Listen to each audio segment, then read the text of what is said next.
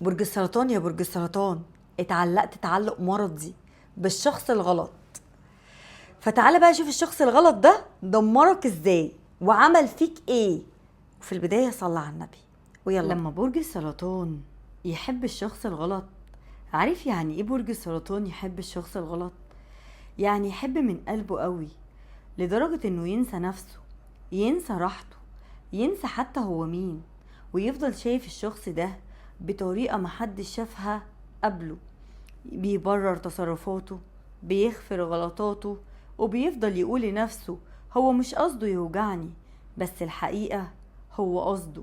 وكل مرة بيكسر فيها السرطان كان شايف الكسرة دي ومكمل عادي. وللأسف الشخص ده كان حد بارد وأناني، مش فارق معاه، هو بيوجعه، هو بيتأذي. شخص كده كان بيحب السيطرة، بيحب يحس ان في حد متعلق بيه. والسرطان للأسف كان الشخص ده، الشخص اللي اتوجع واتكسر مع الشخص الأناني اللي حبه غلط وكسر ووجعه. بس لما السرطان بيطلب حب حقيقي بيهرب ويختفي، يسكت، بيخاف يتقل منه، ويخليه يسأل نفسه هو أنا مش كفاية؟ أنا كل اللي بطلبه حب حقيقي، ليه بيعمل معايا كده؟ السرطان يعيش ليالي طويلة بين التفكير والدموع، بينام وهو موجوع ويصحى على نفس الوجع، ويبص في المراية مش عارف نفسه. الابتسامة اللي كانت في وشه اختفت، بقى شخص صامت منطوي، مش بيحكي لحد، وكل اللي جواه وجع ملوش صوت.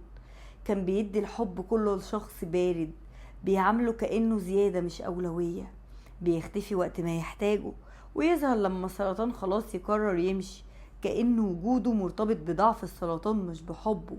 كان بيفرح بضعفك يا برج السرطان، لكن مع الوقت برج السرطان هيتعلم اللي كان طيب زيادة عن اللزوم، وهيبدأ يقفل على نفسه ويخاف.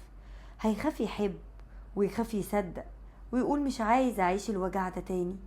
بس جواه لسه في بقايا حنين، لسه في خوف، ولسه في دمعة محبوسة بين الكلام اللي ما اتقالش واللي اتقال ومحدش قدره. برج السرطان هيتعلم بعد الوجع ده ان مش كل حب لازم نكمله، ومش كل شخص بيجي في حياتنا يكون خير لينا.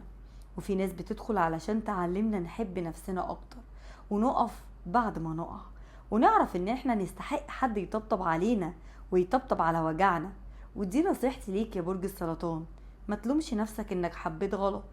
اللي حصل كان لازم يحصل علشان تتغير. الوجع ده ربنا بعته عشان تفوق، وعشان المرة الجاية لما تدي اللي هيخاف يخسرك مش اللي يستهلكك.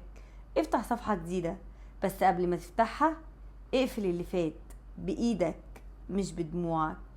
انتوا فين؟ وفي النهاية لو وصلتوا لغاية هنا صلوا على النبي كمان، صلاة على النبي حلوة، وقولوا يا رب من جوه قلبكم ربنا كبير ومش هيرضى وجعكم، وإن شاء الله قلوبكم ترتاح قريب جدا، ويكون لقلبكم راحة وسعادة كبيرة. انتوا فين؟ واكتب اسم برجك في كومنت. خلص الكلام، سلام.